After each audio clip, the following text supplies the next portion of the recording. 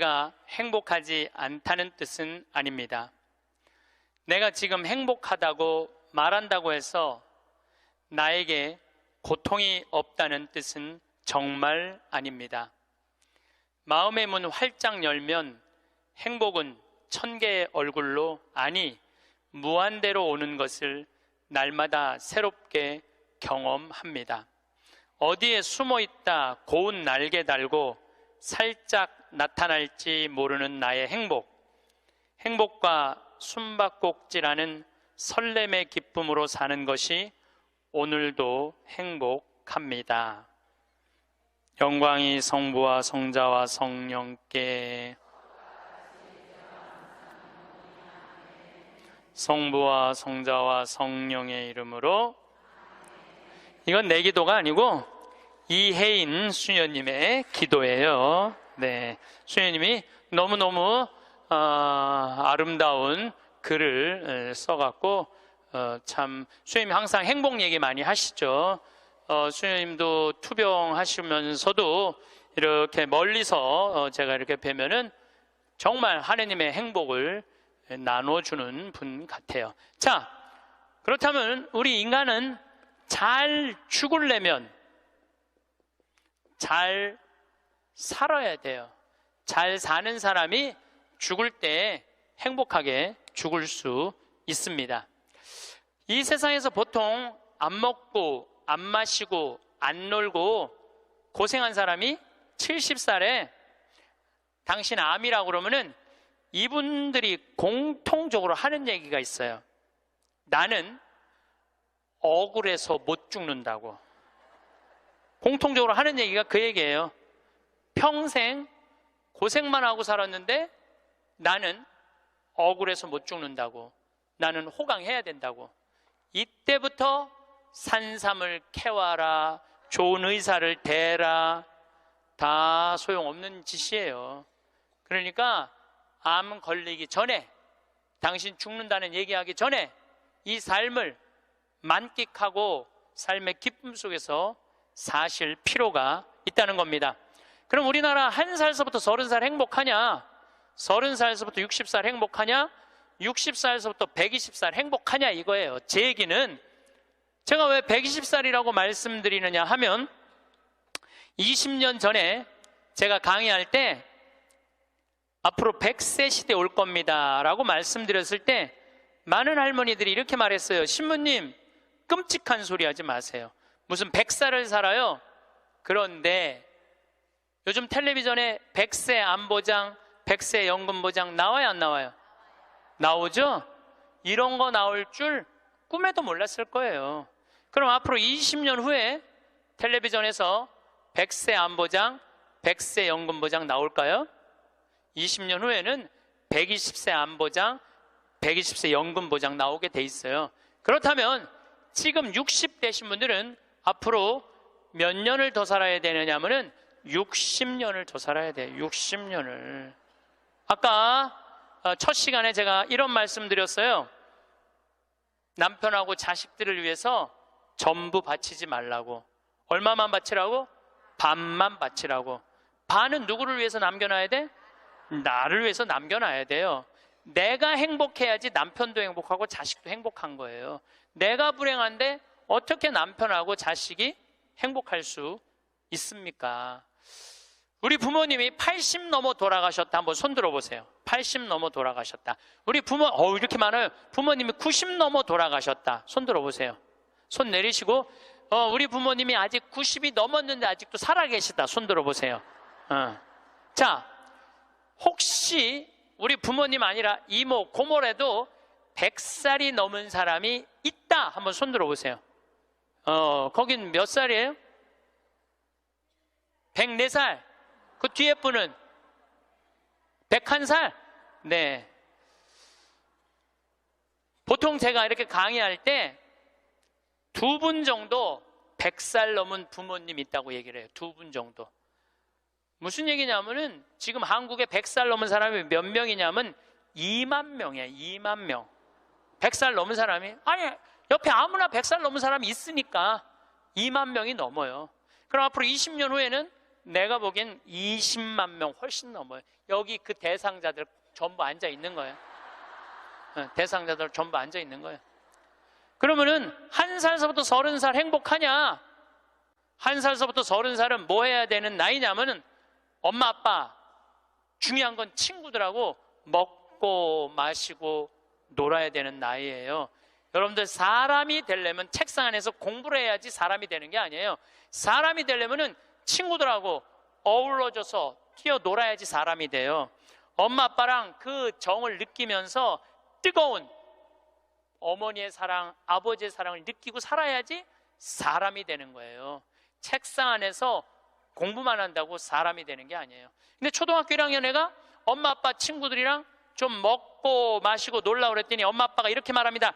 이놈의 새끼야, 네가 지금 먹고 마시고 놀 시간이 어디 있어? 공부해야지. 초등학교 1학년 애가. 제가 한동안 영어학원을 다녔어요. 잠비아 이제 가느냐고. 영어학원 이제 지하에다 주차를 해놓고 1층에 애들이 타요. 애들이 타면, 초등학교 애들이 타는 거죠. 영어학원 온다고 타는데, 요만한 애가 가방을 2개를 메요. 앞에 하나, 뒤에 하나. 내가 물어봐요. 너 몇 학년이냐? 초등학교 1학년요. 그래요. 이거 가방을 왜 2개냐? 이거 학교 가방, 이거 학원 가방. 딱 그래, 애들이. 또 요즘 애들 중에 내가 너무 놀란 애들이 있어. 들어올 때 보면은 가방 안 메고 와요. 여행용 캐리어를 끌고 들어와. 여행용 캐리어를. 네, 캐리어를 끌고 다니는 애도 있어요. 보면은. 이게 초등학교 애가 학원을 13개까지 다니는 애를 봤어요. 얘는 엄마 아빠 친구들이랑 먹고 마시고 놀 시간이 없는 애예요. 중학교 올라가면은요, 중학교 올라가면은 자율학습 해야지, 보충학습 해야지, 학원 다녀야지. 엄마 아빠랑 먹고 마시고 놀 시간이 어디 있어? 얘는, 인간은요 언제 행복하냐면은 먹고 마시고 놀 때 행복한 거예요. 이거는 내가 요즘 인문학 교수들 얘기를 들어보면 결론은 그거야. 근데 너는 나중에 행복해. 넌 지금 나중에 행복하려면 지금 먹고 마시고 놀지 말어. 그래갖고 먹고 마시고 놀지 못하게 해요. 그럼 너 서울대학 가서 먹고 마시고 놀아. 그럼 우리나라 서울대학 가는 애들은, 공부하는 애들의 0.5%만 서울대학을 가요. 99%는 서울대학 못 가요. 99%는 가지도 못할 서울대학 때문에 20년 인생을 다 날려버리는 거예요. 얘네들은 먹고 마시고 놀지 못하는 거예요. 그래서 얘네들 안에 뭐가 없느냐면 기쁨이 없어요. 얘네들 안에 뭐가 없느냐면 행복이 없어요. 친구가 있어야지 사람은 행복한 거예요. 친구가 없는 사람은 판단력이 떨어지게 돼 있어요. 친구가 없는 사람은 정보가 취약할 수밖에 없어요. 그 부모로부터 받은 후광 외에는 아무것도 없었던 거예요. 지금 와서 보니까. 여러분들 자식들도 정말로 답답하게 키우고 싶으면 계속 학원 보내면 돼요. 예. 그러니까 제일 중요한 거는 먹고 마시고 노는 거예요. 그럼 얘가 30년 동안 30살 이후부터 너 행복해야 돼. 그래서 30살부터 얘가 삼성에 취직해갖고 행복할 수 있다고 생각하세요? 우리말에 이런 말이 있어요. 먹어본 놈이 먹고 놀아본 놈이 논다고. 먹고 마시고 노는 것도 아무나 먹고 마시고 노는 게 아니에요. 먹고 마시고 놀 줄 모르면은 얘는 나중에도 행복할 수가 없어요. 나는 직원들한테도 나중에 잘 안 해줘요. 언제 잘해줘? 지금 잘해줘. 지금 잘해주려면 지금 잘해줘.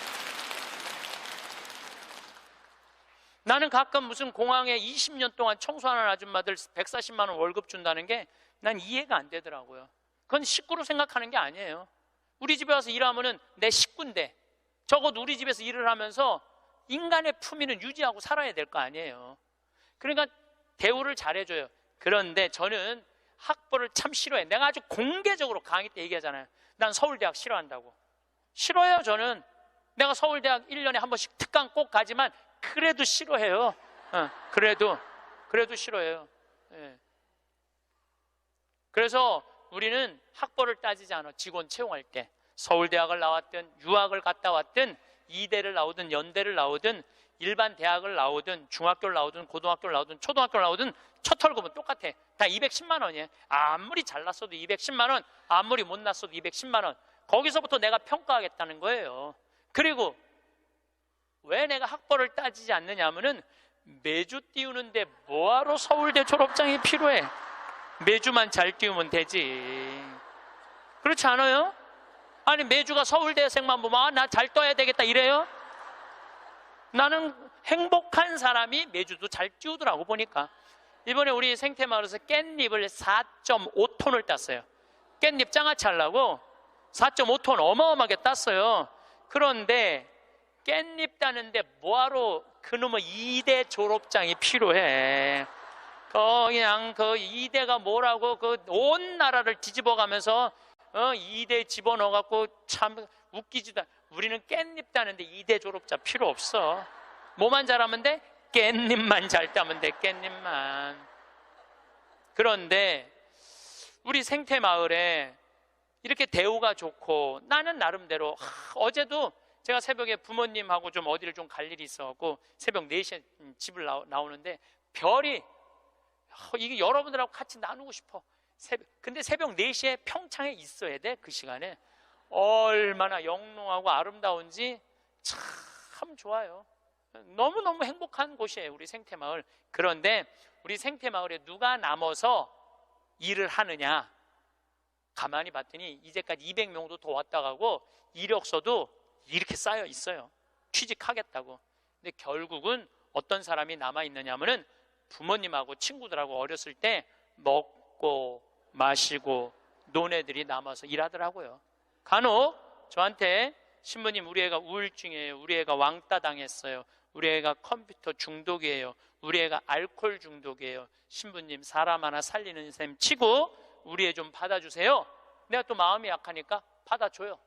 받아주면은 3개월 이상을 못 버텨요. 본인이 그런다고 생태마을의 환경이 아무리 좋아도 그렇게 아까 얘기했죠. 먹어본 놈이 먹고 놀아본 놈이 노는 거라고. 어렸을 때 불행하게 자란 애들은요 그 공동체 안에서 직장생활 못해요. 아니 KBS에서도 실험을 했잖아요. IQ 좋은 애, 성적 좋은 애, 생활기록부 좋은 애, 이거 쉽게 말하면 먹고 마시고 노는 애. 초등학교 6학년 때 요 성적표를 가지고 30년 후에 추적을 해봤어요. 누가 행복하게 사나? 그랬더니 IQ 좋은 애도 아니고 성적 좋은 애도 아니고 뭐 좋은 애야? 생활기록부 좋은 애, 먹고 마시고 노는 애들이요 결국은 잘 살더라 이거예요. 결국은. 그러니까 여러분들 자식들한테 너 공부 잘해야지 행복하다는 얘기는 틀린 얘기예요. 이 얘기가 핀란드에서는 이미 결론이 난 거예요. 핀란드는 초등학교 입학 조건이 뭔지 아세요? 잘 노는 애. 잘 노는 애가 입학 조건이에요. 입학 이제 학생들을 뽑으려고 전부 다 애들이 와 있잖아요. 근데 놀이시설을 딱 놀게 해요. 근데 한 애가 안 놀아. 그럼 부모 불러갖고 뭐라고 그러는 줄 알아요? 얘 유치원에 다시 보내라고. 왜 우리 애가 유치원에 가? 얘는 지금 노는 법을 모른다고. 놀아야지 사람이 되는 거예요. 놀아야지. 근데 우리는 먹고 마시고 노는 일을 아주 우습게 보는 거예요. 우리나라가 독일보다 4개월을 일을 더 해요. 4개월을 일을 더 하고 미국보다 3개월을 더 일을 해요. 1년에. 그런데 우리가 독일보다 잘 살아요? 미국보다 잘 살아요? 그렇게 뼈 빠지게 일을 하는데도 일한다고 돈 버는 게 아니에요. 제가 아주 재미난 일이 있었어요. 신나는 일이죠. 잠비아에 이제 우리 치과 의사들이 이번에도 1,400명 환자를 봤어요. 안과 의사 2분, 치과 의사 9분이 환자를 1,400명을 봤어요. 일주일에. 어마어마하게 환자를 봤죠. 근데 이제 그 의사 4년째 나 따라다니는 의사가 나 가기 전에는 맨날 신부님 나 비행기에서 떨어져서 죽었으면 좋겠어요. 차가 와서 쳐서 죽었으면 좋겠어. 그랬던 의사예요. 근데 잠비아 봉사활동 가면서부터 사는 게 즐거운 거야. 내 걸 나누니까 자기 존재의 의미가 있는 거예요.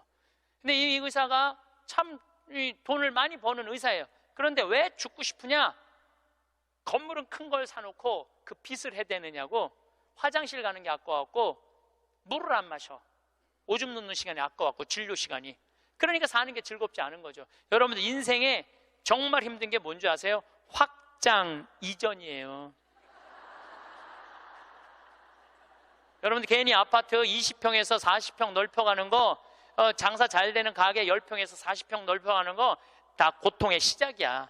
그냥 있는 데서 살아요. 뭐하러 확장 이전을 해. 행복하지 않았던 거야.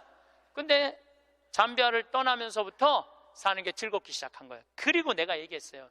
인생은 화장실도 안 가고 진료하는 게 인생이 아니야. 먹고 마시고 노는 게 인생이야. 제발 먹고 마시고 놀아. 그랬더니 그때부터 먹고 마시고 놀기 시작하는 거예요. 일주일에 이틀 과감하게 놀고 1년에 성지순례 10일 나 따라가고 뭐 성지순례 뭐 다른 데 또 가고 뭐 호주 의사들 같이 여행 다니고 1년에 40일을 놀아요. 40일을 무지하게 노는 거예요. 그러니까 그 조카가 이제 군대 갔다 와서 아르바이트 하면서 그렇게 노니까 이모한테 그렇게 물어보더래요. 이모, 이 치과 월급은 나오는 거야? 이렇게 물어보더래요. 그런데 내가 물어봤어요. 그렇게 먹고 마시고 놀면서 진료할 때랑 화장실도 안 가고 진료할 때랑 어느 때 돈을 더 많이 버느냐? 그랬더니 요즘이 훨씬 많이 번대요. 그리고 세무서에서 연락 왔대요. 돈이 너무 많이 벌려갖고 세무조사 나올 테니까 직원들하고 또 어디 놀러 가라고. 그래서 이제 다음 달에 어디 정동진인가 직원들 데리고 놀러 간대요. 여러분들 집에서 청승 떨고 아무것도 안 마시고 지립대 일만 한다고 돈이 벌려지는 게 아니에요. 먹고 마시고 놀 때 돈도 많이 벌리는 거예요. 우리 생태마을 요즘 다 망한다고 그러잖아요. 우리 생태마을은 작년에 매출액이 45억이었는데 올해 50억이야. 50억. 얼마나 뭐 청국장 가루 깻잎 많이 팔리는지 몰라요. 하루에 2천만 원씩 팔려. 하루에 2천만 원씩. 요즘 내가 사장인데 내가 사장이 뭐 할 것 같아? 맨날 먹고 마시고 노는 거야. 맨날 먹고 마시고 노는 거야. 직원들 줄 거 다 주고 아끼지 않아요. 줄 거 다 주고. 그리고 이제 하도 이제 우리 신자가 아니라 비신자들이 물건을 많이 사니까 이제 사업자 등록을 해서 세금도 내요. 제가 세금을 내는데 1년에 2억 정도 세금이 나가요. 많이 나가요, 세금이. 그럼 우리 국장이 신부님 세금이 너무 많이 나가는데 현금은 신고하지 않아도 된다는 거예요. 그런 게 어디 있어? 현금도 다 신고해. 현금도 다 한 푼도 빼지 말고 다 야, 내가 신부로 사는데 왜 머리 복잡하게 살아?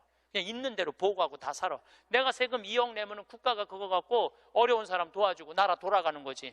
그걸 그냥 이렇게 감추고 저렇게 감추다가 내가 가끔 우리 이제 세금 다 내요. 그래서 세금이 부담스럽더라고요. 다 한 달에 거의 2천만 원씩 세금이 나가니까.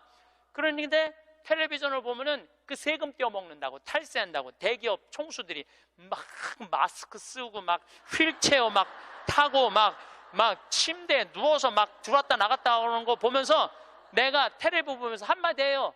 내가 뭐라고 그러냐면 내고 살지. 아유, 내가 이렇게 말해요. 내고 살면 되지. 뭘 그렇게 돈이 많은데 그걸 그냥 돈을 아낀다고 나라 돈 빼먹어가면서 어려운 사람 나눠주는 거 빼먹어가면서 세금 내는 것도 내가 보기엔 자선이에요. 세금 내는 것도 국가가 잘 집행해야 되겠지만은 그 돈 없는 기업들한테 그 돈 뺏어가는 건 그건 악다군이 아니에요. 그 돈 갖고 직원들한테 저기 막 보너스나 주고 여행이나 보내주지. 그럼 대한민국이 밝을 텐데. 요즘 국회가 참 많이 싸우죠. 지치지도 않고 싸워. 내가 보기엔 야 어떻게 뭐 김정은이 지치지도 않고 핵 실험하듯이 우리나라 국회의원들도 지치지도 않고 싸워. 그런데 여소야대가 돼갖고 협치한다고? 그것도 말도 안 되는 소리예요. 우리나라 국회의원들이 안 싸우는 날은 언제 안 싸우느냐면 초등학교 교육제도가 바뀌는 거예요. 초등학교 교육제도가 노는 걸로 바뀌는 거. 여러분들 우리는 자녀들한테 행복을 가르쳐야 돼요. 자녀들한테. 근데 우리는 공부를 가르치고 있어. 애들한테 이 세상에 와갖고 행복한 걸 가르쳐야 되는데 공부를 가르치고 있어요. 이거 좀 생각해봐야 될 문제예요. 나는 자식들한테 행복을 가르쳤나 공부를 가르쳤나 한번 생각해봐요. 뭘 가르쳤어요? 공부 가르치지 않았어요? 행복을 가르쳐야죠. 왜 공부를 가르쳐요? 2006년에 우리나라가 1년에 10만 명씩 조기 유학을 보냈어요. 2006년에 그때 조기 유학 분불었어요. 얘네들이 딱 10년 지났어요. 결론이 나와 있어요. 지금 조기 유학 다 실패했어요. 90%가 다 실패했어요. 그러면은 초등학교 4학년, 5학년 애가 조기 유학을 떠나. 그러면 미국에 가면은요 여권 심사대에서 막 영어로 막 물어봐요. 너 여기 왜 왔냐? 며칠 머무를 거냐? 뭐 때문에 왔느냐? 막 물어봐요. 그것도 한국말로 물어봐요? 영어로 물어봐요. 그럼 초등학교 4학년 애가 당황스러울 것 같아? 안 당황스러울 것 같아요? 당황스럽죠. 그리고 미국에 딱 가갖고 수업을 하면은요 아무리 한국에서 영어 공부 열심히 잘해도 못 알아들어요. 얼마 동안? 1년 동안 못 알아들어.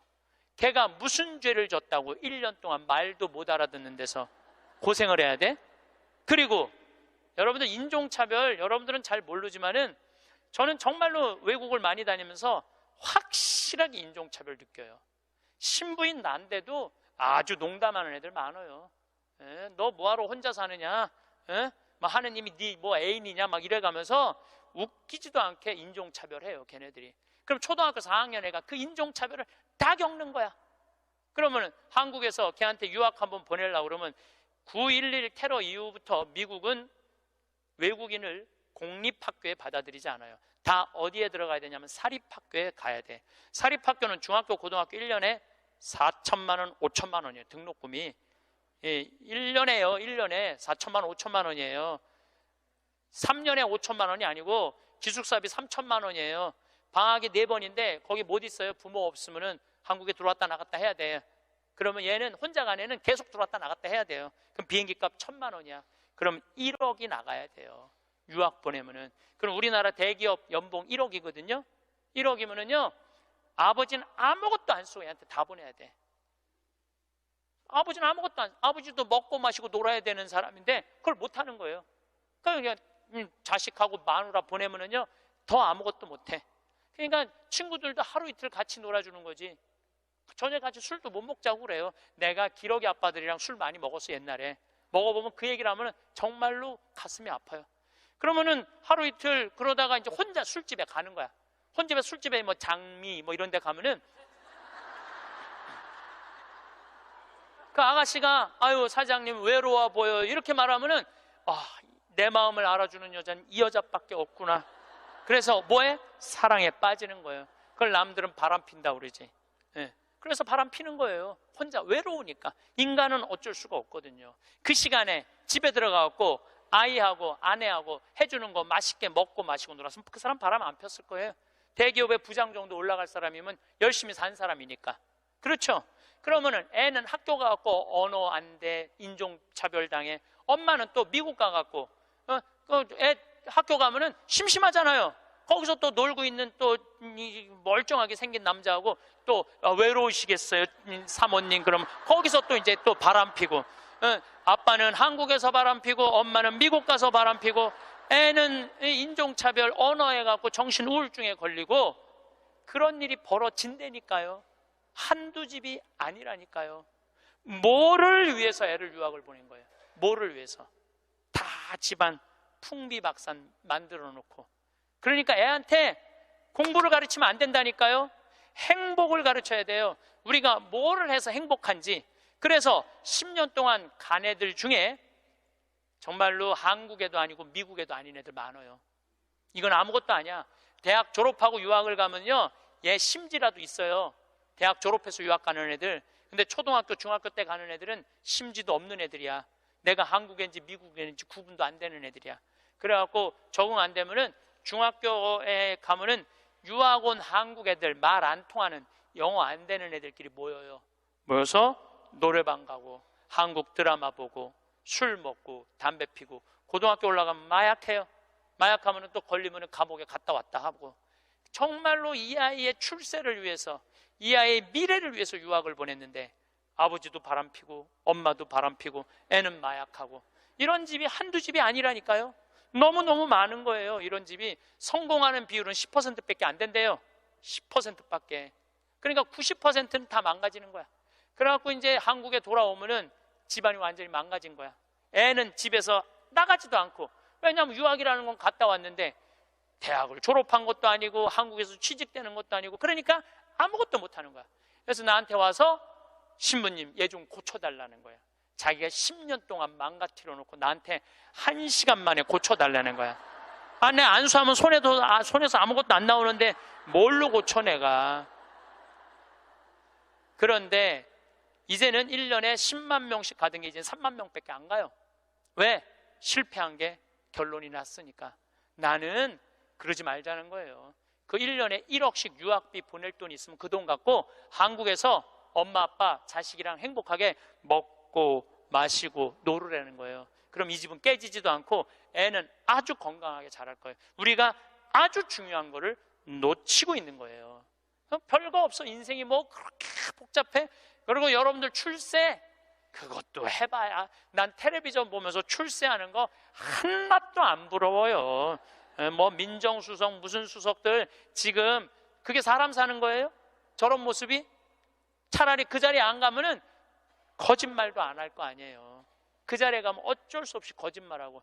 어떻게 보면 여러분들이 훨씬 행복한 분들이에요. 여러분들은 거짓말 일이 뭐가 있어? 누가 돈을 갖다 줘야지 안 받았다고 그러지. 누가 돈을 갖다 줘야지 안 받았다고. 그렇다면은 30살에서부터 60살은 행복하냐? 대한민국에. 자, 이 30살에서부터 60살은 저는 인생의 황금기라고 생각해요. 여러분들, 여행은 가슴이 떨릴 때 가야지 다리가 떨릴 때 가면 안 된다니까요. 근데 이때 가야 될 때야. 그런데 자식 공부시킨다고, 자식 출세시킨다고 나는 안 먹고 안 마시고 안 놀아. 30년 동안 그랬어. 그럼 이 사람은 30년 동안 껍데기 인생을 산 거예요. 자기 인생 산 거 아니에요. 자식만을 위해서 살았다고. 나는 자식 하나 잘 되면은 엄마의 기쁨이라고 그러는데 그것도 옛날에 45, 46까지 살 때 얘기예요. 이제 여러분들 120살 살면은요 자식이 90이 돼버려요. 그 자식 출세하는 거 여러분들 행복하고는 아무 상관이 없어요. 70살, 80살 된 자식하고 90살, 100살 된 여러분들하고 아무 상관이 없어요. 자식을 출세시키고 싶으면 여러분들이 먼저 출세해야 돼요. 자식을 철들게 키우고 싶으면 누가 먼저 철이 들어야 돼? 여러분들이 먼저 철이 들어야 돼. 그런데 여러분들이 30살부터 60살까지 자식 출세만 바란다고 빈 껍데기로 30년을 살았어. 근데 여러분들이 철이 들 것 같아요? 지금 대한민국에 30살부터 60살 철든 사람이 얼마나 있을 것 같아요? 그래서 유학 보내고 자기는 한국에서 바람피고 아내는 미국 가서 바람피고 애는 정신병이 들어요? 철이 안 드는 거예요. 삶의 의미가 뭔지 모르고 살고 있는 거예요. 진정한 삶의 기쁨이, 진정한 삶의 행복이 뭔지 모르고 사는 거예요. 정말로 자식을 행복하게 키우고 싶어? 여러분들이 행복해야 돼요. 여기 이 셰익스피어가 아주 재미난 글을 썼어요. 중년에게 주는 9가지 교훈이라는 글을 썼어요. 한번 이 사람 한 400년 전 사람이 쓴 것 같은데 보세요. 첫째, 학생으로 계속 남아있어라. 배움을 포기하는 순간 우리는 폭삭 늙기 시작한다. 그러니까 여러분들 학생이기를 포기하면 안 된다는 거예요. 끊임없이 배워야 돼. 애만 배우는 게 아니야. 여러분들 배우셔야 돼요. 공부도 하고. 저는 제가 30살에 환경공학을 공부했어요. 얼마나 좋은 공부였는지 몰라요. 내가 다닌 학교는 나는 아주대학 산업대학원을 다녔어요. 그런데 요즘 대학원 조금 돈이 좀 들어가서 그렇지 많아요. 가면은 뭐 내가 빵점도 받고 그랬지만은 그래도 석사학위도 받았어요. 공학 석사학위도 아주 재밌어요. 그리고 40이 돼갖고 글 쓰는 거 배웠어요. 글 쓰는 거 배워갖고 이 책도 지금 5권인가 책 냈잖아요. 얼마나 좋은지 몰라요. 요즘은 내가 유튜브를 통해서 정말 많이 배우고 있어요. 배우니까 참 재밌어요, 사는 게. 그러니까 여러분들도 배우는 걸 포기하시면 안 돼요. 둘째, 과거를 자랑하지 마라. 옛날 이야기밖에 가진 것이 없을 때 당신은 처량해진다.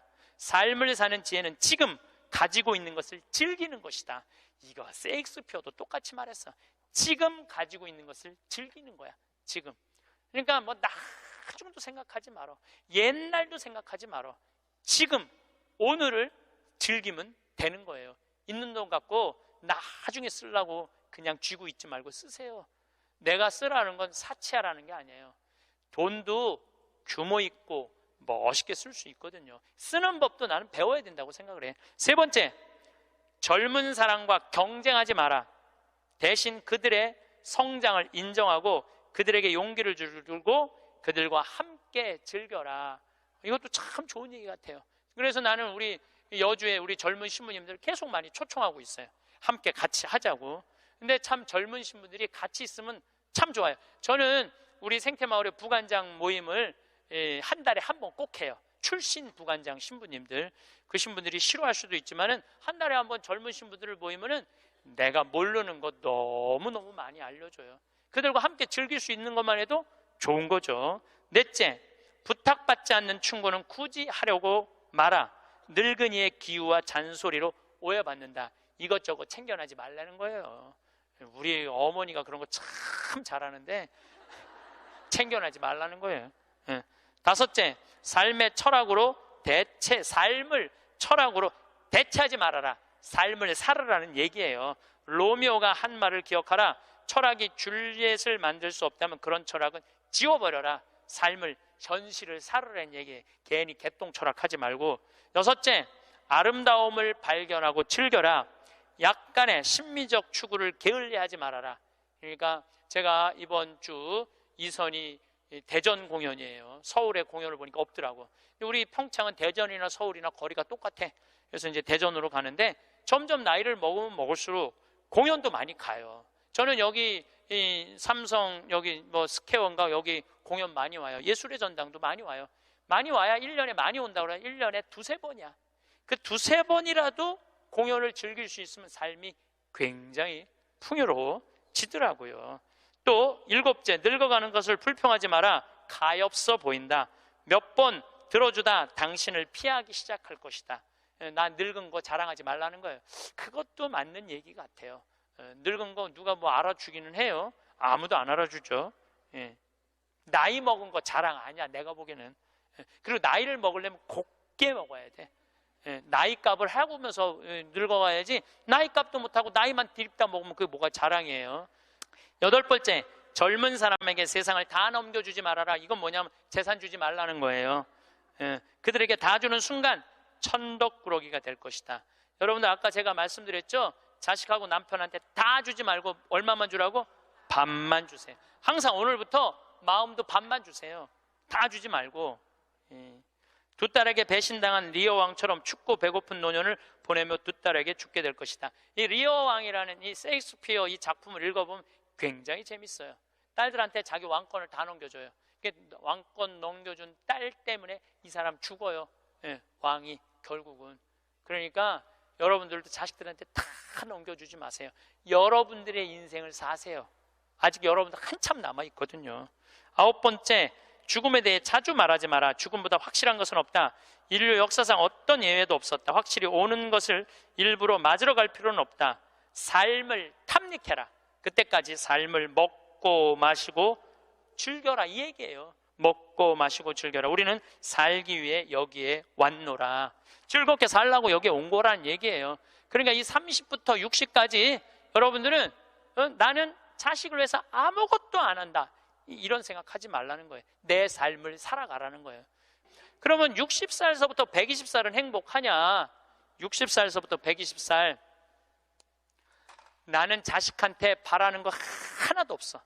나는 보상 심리가 없어. 이거 다 거짓말이에요. 자식한테 왜 바라는 게 없어요? 얼마나 많이 바라는데요. 자식이 용돈 안 갖다 주고 전화 안 하고 찾아오지 않으면 섭섭하다고 얘기합니다. 여기 있는 분들 다 그렇게 얘기해요. 얘기 안 하는 분들 거의 없다고 보면 돼요. 그런데 여러분들 60살서부터 120살까지 어떻게 자식이 60년 동안 효도를 할 수가 있어요? 그게 가능하다고 그런 생각 드세요? 나는 60년 동안 효도 받아 먹을 거야. 60살서부터 120살까지. 이거는 있을 수 없는 얘기예요. 그리고 늙어서 자식이 효도하면 행복하고 자식이 효도하지 않으면 불행하고. 왜? 늙어서 행복을 자식한테 떠넘겨. 그냥 내가 행복하면 안 돼요? 왜 자식한테 그걸 힘든 걸 넘겨요? 그리고 여러분들 자식들 중에 여러분들 집에 태어나고 싶어서 태어난 놈은 한 놈도 없어요. 여러분들이 좋아서 난 거지. 그러니까 뭘로 끝내야 되냐면 키운 걸로 끝내야 돼. 그런데 보상 심리가 있어요. 내 자식이 의사야.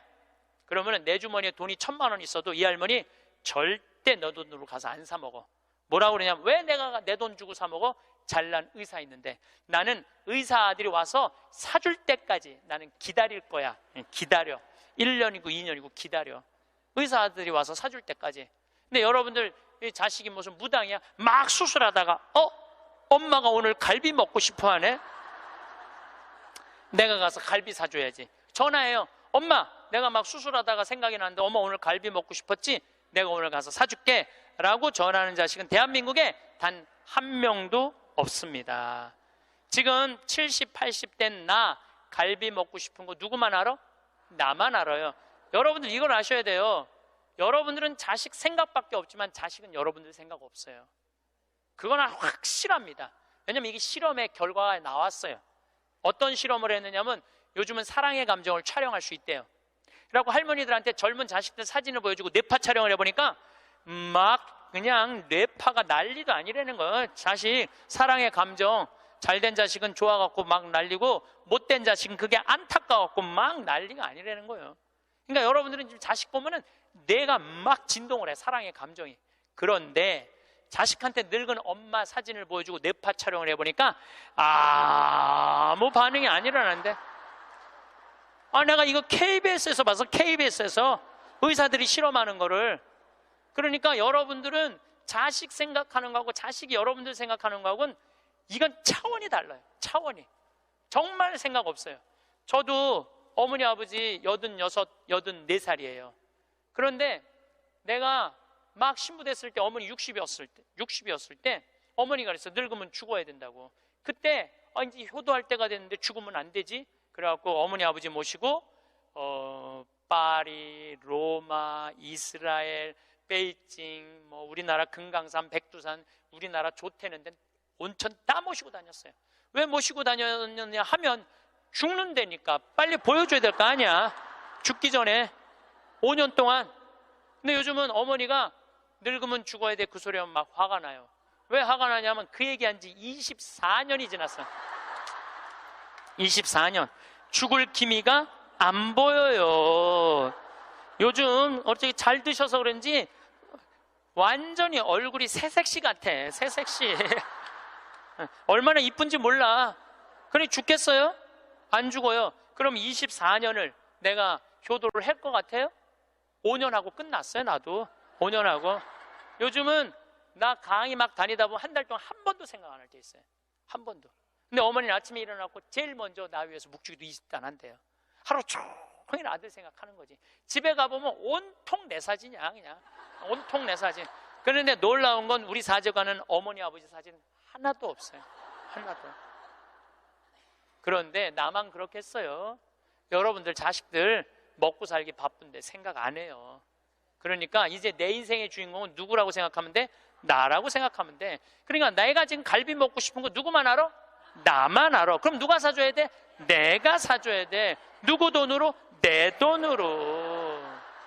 무슨 돈으로? 집 잡혀서 사줘야 돼요. 집 잡혀서. 그런데 우리나라 노인이 지금 700만 명이에요. 65세 이상이. 그러면은 부부가 산다고 하면 350만 세대죠.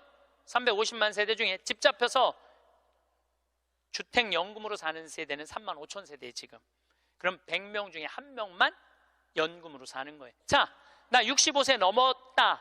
한번 손 들어봐. 65세 넘었다. 왜 손 안 들어? 여기 지금 다 내 눈에 보이는데 이렇게 많어. 자, 손 내리세요. 자, 이 중에 나 정말로 집 잡혀서 연금으로 생활하고 있다면 손 들어보세요. 지금 한 분, 두 분, 그러니까 제 말이 세 분, 네 분, 제 말이 맞아요. 지금 여기 한 1000여 분 있는데 거의 100명 중에 1명만 집을. 그런데 이 집 잡혀서 사는 분과 집 안 잡혀서 자식한테 물려주겠다는 분하고 삶의 질은 또 달라요. 집 잡혀서 한 달에 150만 원에서 200만 원을 받아 사는 사람들은요, 근심 걱정 하나도 없대요. 마음이 그렇게 편안하대요.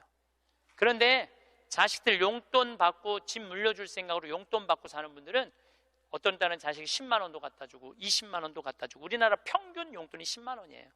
평균 부모님한테. 그럼 20만 원도 갖다 주고 30만 원도 갖다 줘. 근데 어떤 달은 100만 원도 갖다 줘. 100만 원도 갖다 주면 이 할머니가 그 돈을 못 써요. 왜 못 쓰는 줄 아세요? 다음 달에 얼마를 갖다 줄 줄 알고 이거 홀딱 닦았어. 그냥 계속 불안하게 사는 거야. 계속. 그럼 늘 불만 속에서 사는 거야. 내 인생의 주인공은 난데 남한테 계속 기대고 사는 거예요. 그러시지 마세요. 내 강의를 듣고 정말로 당신 스스로 갈비를 사 먹으러 간 할머니들이 나한테 편지 많이 해요. 또 찾아도 많이 와요. 신부님 말대로 내 돈으로 사 먹어보니까 인생이 바뀌더래요. 어떻게 바뀌느냐면 더 이상 자식 기다리지 않게 되더래요. 그리고 더 이상 원망하지 않게 되더래요. 더 이상 섭섭한 거 없더래요. 그냥 내 돈 갖고 내가 사 먹으면 되지. 대신 너는 나한테 재산 끝이야. 이렇게 딱 정리가 되고 나니까 너무 편안하더래요. 그리고 남은 인생은 내가 책임질 수 있겠다라는 자신감이 생기더래요. 그래서 너무 감사하다고, 너무너무 감사하다고. 아니, 그 할머니 중에 내 강의에 딱 맞는 할머니 한 분 오셨어. 여기 여의도에 사는 분인데 개신교 다니는 분이야. 순복음교회 다닌대요. 빌딩이 3개가 있대. 근데 뭐 하여튼 에쿠스 뭐 900인가 뭐 리무진인가를 타고 왔는데 어마어마하게 좋은 차를 타고 왔어요. 예, 에쿠스가 아니라 제너시스. 기사를 대요. 근데 그러는 거예요. 신부님, 내가 40에 혼자 돼갖고 아들 셋을 키웠다는 거. 신부님 말대로 의사, 교수, 사장이라는 거예요. 전까지는 내가 너희들 그렇게 키웠는데 왜 나 한번 안 찾아오느냐, 맨날 원망했대요. 근데 어느 날 갑자기 내가 그러더래요. 늙어서 갈비 먹고 싶으면 지 돈으로 사 먹으라고. 왜 자식을 기다리느냐고. 근데 자기 돈으로 사 먹어보니까 더 이상 안 기다려지더래요. 섭섭한 거 없더래요. 그리고 사는 게 너무너무 즐겁더래. 내 자식하고의 이런 관계를 끊고 내 삶을 살다가 보니까 걸리는 게 하나도 없대. 그러니까 여러분들도 그렇게 사셔야 돼요. 언제까지 자식하고 그걸 살 수 있다고 생각하세요? 그냥 내 인생의 주인공은 나야. 내가 알아서 살아야 돼. 그래서 여러분들의 인생을 꼭 사시기를 바랍니다. 자, 성부와 성자와 성령의 이름으로 아멘. 마지막, 돌아갈 곳이 어딘지 분명히 알고 있는 사람.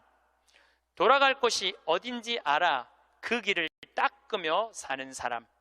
먼 여정에도 가지고 갈 것이라고는 남에게 베푼 것뿐인 사람. 가지고 갈 것이 하나도 없이 살아온 흔적조차 남기지 않는 사람. 살아서는 조롱과 부끄러움에 비틀거리지 않는 날이 또 성부와 성자와 성령의 이름으로 아멘. 아버지께서는 아버지께서 주신 모든 이에게 영원한 생명을 주도록 아들에게 모든 사람에 대한 권한을 주셨습니다.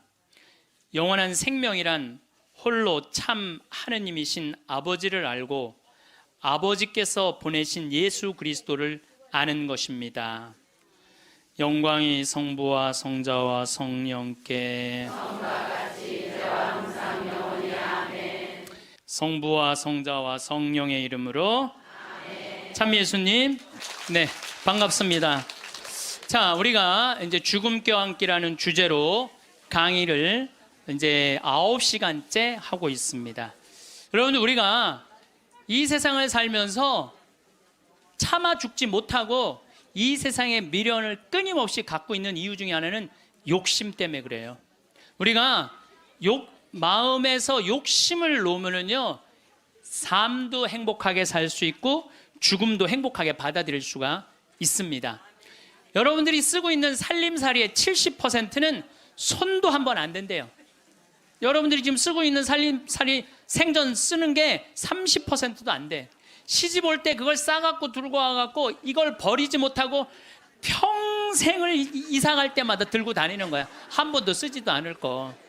그러니까 우리가 좀 인생을 좀 홀가분하게 살아갈 필요가 있는데 너무 많은 걸 지고 살아가기 때문에 인생이 힘든 거예요. 버릴 건 버리고 가져갈 것만 가져가야 되는데 다 가져가려고 그러는, 다 가져가려고. 여러분들이 쓰고 있는 핸드폰의 70%는 기능도 모른대요. 네. 내가 이걸로 정보를 검색하는 것도, 텔레비전을 보는 것도, 인터넷을 하는 것도, 이메일을 하는 것도 아무것도 모르고 그저 주고받는데도 100만 원짜리 휴대폰을 쓴다는 거예요. 내가 할머니들하고 사진 찍을 때 정말로 복장 터질 때가 많아요. 할머니들이 사진 찍자고 하고 다 이게 쓰면은, 자, 신부님 웃으세요. 딱 웃으면 할머니들이 막 찍으면서 핸대는 소리가, 신부님 근데 왜 내가 나와? 왜 내가 나와? 막 이래요. 막. 이게 왜 안 눌려 이래고. 제가 보기에는 우리나라 국민의 80%는 100만 원짜리 들고 다닐 필요 없어요. 10만 원짜리만 들고 다녀도 되는데 그게 다 필요 없는 걸 끌고 다니는 거예요. 여러분들, 별장의 70%는 필요 없는 공간을 쓰고 있대요. 별장의 70%는 필요 없는. 그러니까 우리가 그 필요 없는 것만 걷어내도 인생살이 홀가분한 거예요. 인생살이. 제가 끊임없이 제가 말씀드리지만은 여러분들 자녀들이 태어나갖고 계속 학원 보내고 이 학원 저 학원 보내는 게 애들을 사랑해서 보내는 게 아니에요. 욕심 채우기 급급한 거예요. 욕심 채우려고 애들을 불행하게 만드는 거예요. 애들은요 끌고 다니는 게 사랑이 아니에요. 애들은 엄마 아빠가 같이 놀아주고 같이 놀아만 줘도 여러분들 애들은 행복해요. 저도 역시 인생 살면서 욕심 때문에 힘들 때가 참 많았어요. 제가 막 생태마을 꾸밀 때 뭐 주머니에 돈 한 푼 없었고, 물론 우리 할아버지 신부님이 도와주긴 했지만 이것저것을 계속 내가 이거 하고 싶고 저거 하고 싶고 욕심을 피다 보니까 내 인생 자체가 힘들더라고요. 그래서 5년 전부터 아무것도 안 하는 거예요. 아무것도 안 하고 몸 안에 강의 열심히 다니고 청국장 열심히 만들고 이런 것만 하니까 사는 게 너무너무 즐거운 거예요. 근데 내가 집 한 채를 짓는다, 성당 하나를 짓는다, 뻥뻥 터질 때는요 인생이 힘든 거예요. 여러분들 인생 살면서 가장 무서운 단어가 뭔지 아세요? 확장 이전이야. 확장 이전. 인생 살면서 가장 무서운 단어가 확장 이전이에요. 내가 지난번에도 아침마당에 나가서 얘기했지만 내가 25평에 살아. 여러분들 25평이면요 고래 등짝에서 사는 거예요. 우리 조상들은요 1m 80, 1m 80 학고방에서 살았어요. 여러분들 옛날에 그 토담집에 들어가 보세요. 고개 들면 머리가 닿아요. 그리고 방 안에 앉으면 4-5명 앉으면 엉덩이 밀 데가 없어요. 거기에 7-8명 나봐. 방 안 한가득 자식 새끼를 낳아놨다는 말이 그거야. 고만한 방에서 사는 거야. 그런데 지금은 25평이면요 10m, 10m도 넘는 방에서 사는 거예요. 얼마나 넓은 데서 살아. 근데 50평짜리 아파트 산 친구가 집들이 한다고 가보니까 우리 집 25평이 그 집 화장실에 들어가게 생긴 거야. 이 친구가 자랑을 해내. 5억 주고 샀는데 8억으로 뛰었다고. 이 사람은 3억에 25평에서 25평도 거기도 충분한데 확장 이전에 욕심이 드는 거야. 나도 2억 대출 받아서 50평으로 확장 이전을 해야 되겠다. 그래갖고 대출을 받아갖고 확장 이전을 했어. 근데 했는데 하는 날부터 행복할 줄 알았더니 그날부터 너무 인생이 힘들어.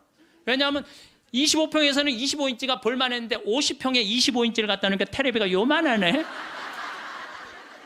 테레비 어떻게 해야 돼? 확장 이전해야 돼요. 테레비 확장 이전해야 돼. 냉장고 25평에서는 투도어 그냥 괜찮았어. 근데 50평에 갖다 놓으니까 쓰레기통 같아. 어떻게 확장 이전해야 돼? 6도어로 확장 이전해야 돼요.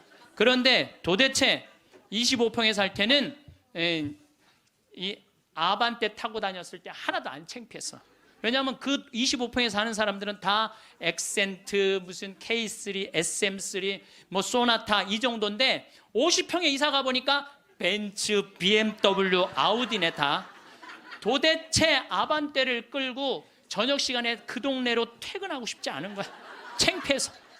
그래서 밤 10시에 아무도 안 볼 때 밤 10시에 집에 내 집인데도 그게 확장 이전 때문에 생긴 고통이에요. 여러분들 이 동부건설, 동부철강 얼마나 잘 나가던 회사예요. 그런데 60개 계열사로 늘리는 바람에 도저히 회사를 유지 못하니까 1조 얼마를 분식회계를 해갖고 여러분들 투자자들 싹 날려. 지금 그 회장님은 지금 12년 감옥형이에요. 그냥 동부철강, 동부건설, 그냥 동부화재 하지 뭘 확장 이전을 한다고. 그 바람에 그 호의호식할 수 있는데 감옥에 가 있잖아요. 한순간에 무너지는 거야. 한순간에. 그러니까 여러분들도 인생 한순간에 무너지고 사기당하는 건요 뭐 때문에 그러는 줄 알아요? 마음 안에 욕심 때문에 그러는 거예요. 이게요 나만 잘 살라고 그러는 욕심은 무서운 거야. 욕심을 부려도 다 같이 잘 살라고 그러는 욕심을 부려야 돼. 욕심을 부려면. 근데 대한민국 사람들은 나만 잘 살라고 그래. 살려면 다 같이 잘 살아야 되는데. 그래서 여러분들도 제발 다 같이 잘 사는 욕심을 좀 부렸으면 좋겠어요. 자기만 잘 살라고 그러는. 여러분들도 인생 살아가면서요 언제 괴로우냐면은 이놈의 확장 이전하려고 그럴 때 괴롭다니까. 내가 100명 들어오는 식당을 운영하고 있어. 근데 뭐 50명이 더 와. 150명이 와. 바글바글해. 자리가 없어. 자리가 없어.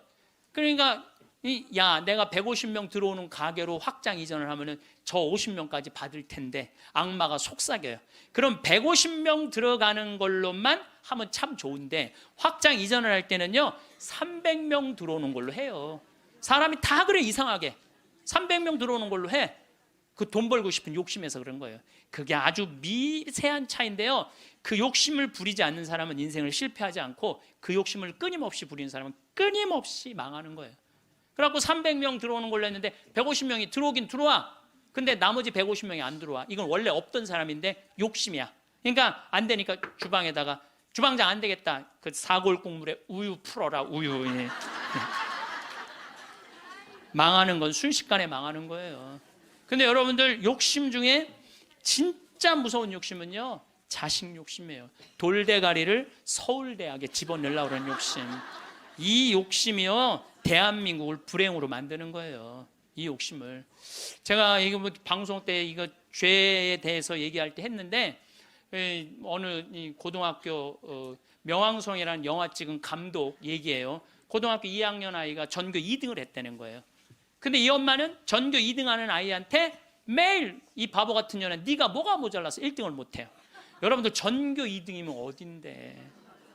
전교 2등이면 여러분들 내 자식이 전교 2등하면 고맙다고 그래야 되지 않아요?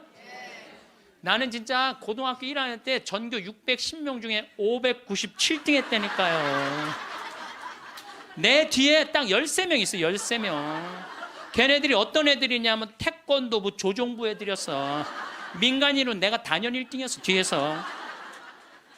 그런데 제가 여러분들한테 말씀드려요. 저는 어렸을 때부터 이 날 때까지 항상 즐겁게 놀았던 기억이 많아요. 공부했던 기억보다는. 근데 저는 참 행복해요. 근데 공부만 했던 사람들하고 얘기해 보면요 행복했던 기억이 없대요. 그럼 누가 남는 장사야? 맨날 놀고 맨날 행복한 내가 남는 장사 아니에요. 그게 남는 거예요. 그러니까 여러분들 자식들 공부 못한다고 구박할 게 아니라는 거예요. 행복한 길을 찾아주면 되잖아요. 고등학교 2학년 때 얘가 1등 아이가 시험을 못 봐갖고 어부지로 얘가 1등을 했어. 얘가 내자 써놓고 15층에서 뛰어내려 죽었잖아요. 이제 됐지. 엄마한테 한 마지막 항변이죠. 그리고 죽은 거예요. 여러분들 우리가요 2009년에 202명의 중고등학생들이 자살을 했어요. 202명의 중고등학교 학생. 1년에 300명씩 죽어요 지금 자살로. 청소년 자살률 세계 1위가 우리나라예요. 이게 누가 죽이는 건 줄 아세요? 대한민국 국민들이 죽이는 거예요. 부모들이 죽이는 거죠. 부모들이. 이게 뭐 때문에 죽이는 거예요? 욕심 때문에 욕심 때문에. 그리고 나는 고등학교 2학년 때 전교 꼴등을 했어도 꿈은 있었어. 신부가 되고 싶은 꿈. 나는 고등학교 2학년 때 신부 원하면 그냥 다 가는 줄 알았어. 근데 딱 올라가 봤더니 공부를 잘해야지 신학교를 가는 거예요. 내 성적 갖고는 어린 푸너치도 없는 거예요. 내 성적 갖고는. 그래서 진짜 신부가 되고 싶은 열정에 공부 열심히 했어요. 근데 첫 시험에 전교 25등을 했어요. 전교 500 꼴등 하던 놈이. 난 뭐 너무너무 감사하죠. 신학교만 들어가면 되니까. 그래서 나는 고등학교 2학년 때 우리나라의 대학은 딱 4개 있는 줄 알았어요. 서울대, 연대, 고대, 신학교. 그랬더니 담임선생님이 우리 어머니한테 얘 공부 조금만 더 하면 서울대 갈 수 있을 것 같다고. 내가 다니는 학교와도 명문고등학교였거든요. 나는 그 일반 학교 갈 생각이 전혀 없었어. 오로지 신부님이 목표였어요. 그러니까 어머니가 반대 진짜 많이 했어요. 정말 이건 눈물 없이 못 듣는 얘기야. 얼마나 나를 괴롭혔는지 몰라요. 고등학교 3학년 때는 잠을 안 재웠어. 새벽 3시까지 설득한다고. 아버지는 회사 사표 낸다고 그러고 어머니는 죽는다고 그러고. 왜냐하면 어머니 아버지가 성당을 안 다녔거든요. 아무도 우리 집에 형제들도 아무도 성당을 안 다녔으니까 이해를 못하는 거죠. 그러니까 아버지 이론이 그거야. 왜 평생 남의 손에 밥을 먹으려고 그러느냐 이거예요. 마누라가 해주는 밥을 먹어야지. 그리고 대를 이어야지. 그게 조상님 얼굴을 보는 거지. 대가 끊어지면 어떻게. 나는 막내인데 무슨 대를 이어. 장남만 이으면 되지. 맨날 그냥 고등학교 3학년 때 어머니 아버지가 뭐 제주도로 내려간다는 둥 뭐 하여튼 굉장히 반대가 심했어요. 그래도 저는 귀에 하나도 안 들어왔어요. 저는 그때도 어렸을 때 내 인생이야 이건. 엄마의 인생이 아니고 아버지의 인생이 아니야. 내가 원하지 않는, 여러분들 죽음에 대한 강의할 때 내가 말씀을 드리는 게, 죽을 때 가장 후회하는 게 내가 왜 내가 그때 그거 하고 싶을 때 못했을까? 그게 가장 후회된다는 거 아니에요. 그래서 나는 내 인생이기 때문에 내가 아무리 어머니 아버지를 사랑해도, 어머니 아버지가 아무리 나를 사랑해도 내 인생은 내 인생인 거야. 그게 너무 강렬했죠. 사제가 되고 싶은 욕심이. 그래갖고 이제 고등학교 3학년 반대를 심하게 했는데, 어쨌든 나는 신학교 원서를 넣어서 신학교 합격을 했어요. 너무 행복했어요. 온 세상을 다 얻은 것 같았어요. 그래갖고 집에 갔는데 어머니 나 신학교 합격했습니다. 근데 안방에서 빗자루 들고 두들겨 패는 거야. 막 두들겨 패는 거야. 나가라고, 너 같은 자식 필요 없다고. 나는 또 어머니가 또 안내조차도 내 발로도 잘 집을 나갔어요. 나가라고. 나가서 한 달 동안 떠돌아 살다가, 신학교 들어가기 전에 한 달 동안 떠돌아 살다가, 뭐 올해는 집 많으니까 가서 친구네 집에도 가고 동생 네 집에 가서도 자고. 그 이제 입학식 날 어머니가 이불을 안 해주는 거예요. 이불을 해줘야 돼. 그래서 내가 3,000원짜리 스펀지 요 하나 사고, 그 매양동이라고 수원 거기 솜틀집이 많아요. 거기 가서 내가 솜 틀어서 내가 해서 내가 싸들고 이제 가는데, 어머니가 그러는 거예요. 신학교 들어가기 전날 내가 천주기라면 치가 떨린다는 거야. 내 막내 아들 뺏어간 천주기 치가 되는 거야. 그래서 당신이 세례를 받으면 10손가락에 장을 지진다는 거야. 네. 앞으로는 넌 내 자식 아니니까 앞으로 너는 우리 집에 들어올 생각 하지 말라고. 부모 자식 인연 끊자고. 난 너무 고맙더라고. 안 그래도 끊을 판인데.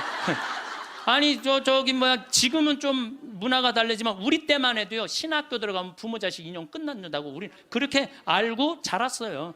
인연 끊는 고맙더라고. 어머니가 먼저 끊자고 그래갖고. 신학교 들어갔어요. 신학교 너무 좋더라고요. 정말로 행복하게 지냈어요. 여름방학 때 왔는데 들어오지 말라는 거예요. 들어오지 말라고 그래도 여름방학 때 신학생이 얼마나 바빠. 중고등 캠프 따라가야지, 초등학교 캠프 따라가야지, 청년 캠프 따라가야지, 신학교 무슨 연수 있지. 집에 들어갈 시간이 어디 있어. 들어오지 말라고 그래도 그게 먹히지가 않는 거죠. 어머니 얼굴 보기도 바쁜데 겨울방학 때도 들어오지 말라는 거예요. 누나네 집에 지금 장가간 우리 조카 방에서 이제 방학을 하고, 2학년 1학기 여름방학 때 왔는데 깜짝 놀란 거예요. 거실 한가운데 성모님하고 예수님이 계신 거예요. 거실 한가운데. 그래서 이게 어떻게 된 거냐 그랬더니 어머니가 그러는 거예요. 네가 그때 신학생이 뭔지도 몰랐으니까 네가 성당 나오라 때문에 내가 안 나갔다는 거예요. 근데 꿈에 요한 바오로 2세 교황님이 오셔서, 그때 한참 84년대 한국에 오셨잖아요. 꿈에 오셔서 소리를 질르더래요. 이 집이 신부가 날 집인데 고집을 피면 어떻게 하느냐고. 근데 그 소리가 너무 커갖고 깨어났는데 너무 놀랬대요. 천둥 소리 같이 컸대요. 그래서 내 아들 팔자가 신부 팔자인가 보다. 내가 마음을 고쳐 먹어야 되겠다. 그리고 당신이 성당에 나간 거예요. 내가 거실 한가운데 성모님하고 십자고상 있는 거 왜 놀랬느냐 하면은, 고등학교 2학년 때 어머니가 내 방에 있는 성모상, 십자고상 다 버렸거든. 내 친구한테 주고 갖고 가라고 버리고. 그래서 내 손바닥만한 성모님이 있는데, 그 성모님은 내가 너무 좋아하는 성모님이야.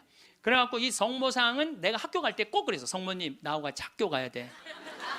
여기 있으면 죽어. 그래서 이제 가방에 넣어갖고 학교 가요. 그럼 어머니가 버리려고 내 방 딱 방문 열으면 없대는 거야. 분명히 있었는데 성모님이 발이 있는 것도 아니고. 저녁에 오면 내 방에 또 가방에 딱 꺼내놓고 다음날 학교 가자 성모님. 그래갖고 근데 성모상이 거실 한가운데 있으니 얼마나 놀래요. 근데 어머니가 누구한테 얘기를 하고 나가? 성당 나가면 10손가락에 장을 지진다고 그러는 거야. 저녁 먹으면서 이제 당신이 세례받은 사연을 얘기를 하더라고요.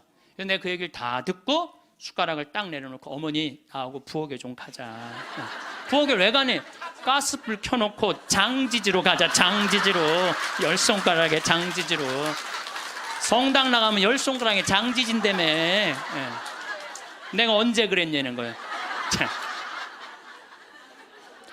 근데 요즘은 어머니가 이런 말씀을 하세요. 미안하다고. 그렇게 좋아하는 건데, 저렇게 좋아하는데 내가 왜 이렇게 말렸는지 모르겠다고. 여러분들 자식이요, 좋아하는 걸 시키세요. 여러분들이 좋아하는 걸 시키지 말고 자식이 좋아하는 걸 시키세요. 우리 집에 참 재밌어요. 우리 집은 조카가 6이 있는데 얘네들이 또 다 애들이 돌머리야. 그래서 서울에 학교 다니는 애 단 한 명도 없어요. 6명이 다 그렇게 지방대학을 저지하겠다고 저지방 우유를 그렇게 먹였는데도 다 저지방대학 다 저지방대학. 근데요 얘네들이요 착해요. 정말 착해. 애들이 어느 정도로 착하냐면은 집안 모임에 빠지는 애들이 없어요. 나와라 그러면 다 와. 애들이 다 오고 참 뭐 자기 자식 잘하면 팔불출이라고 그러지만 하여튼 우리 애들이 다 돌머리예요. 그건 확실해. 근데 얘네들이요 이번에 얼마나 대단한 일을 했느냐 하면은 이제 첫째 이제 제일 누나 아들이 이제 둘째 큰형 딸이 있고 그런데 둘째 형 큰형 딸아이가 뭐 대학을 나와갖고 개 옷 만드는 걸 좋아해. 개 옷. 그래서 취직을 안 하고 개 옷만 만드는 거야. 개 옷만. 근데 작년에 그 첫째 누나 아들이 나한테 그러는 거야. 삼촌, 제가 심장이 굉장히 튼튼한 애라는 거예요. 무슨 심장? 개를 저렇게 좋아하고 옷을 저렇게 잘 만들고 콘테스트에도 막 되고 그런데 쟤한테 날개를 달아줬으면 좋겠다는 거예요. 무슨 날개를 달아주면 좋으냐? 그랬더니 이 친구가 하는 얘기가 삼촌 수원 이 지역에 보니까 개 카페가 하나도 없대. 그래서 쟤한테 개 카페를 차려주면은 카페도 잘 운영하고 옷도 잘 만들어서 참 행복하게 살 것 같다는 거예요. 그래갖고 자기네들끼리 이제 6 애들이 모여갖고 회의를 계속 하는 거야. 어떻게 하면은 개 카페를 어느 가게도 자기네들끼리 보러 다니고 여러분 이게 보통 쉬운 일이 아니거든요. 근데 자기네들끼리 다 하는 거야. 그러더니 삼촌, 근데 내가 또 선경 지명이 있잖아요. 우리 조카 애들이 머리가 돌머리니까 우리 형제들한테 무슨 얘기냐면 쟤네들 변변하게 취직 못할 것 같으니까 우리 쟤네들을 위해서 개 모임을 해두자. 그래갖고 개 모임을 계속 해갖고 돈을 많이 모아놨어요. 걔네들을 위한 돈을 모아놨어. 그래갖고 이제 돈을 모아놨는데 지원을 해달라는 거예요. 통장은 내가 갖고 있으니까 니네들 계획서 갖고 와봐. 계획서를 갖고 왔는데 기가 막히게 해왔더라고.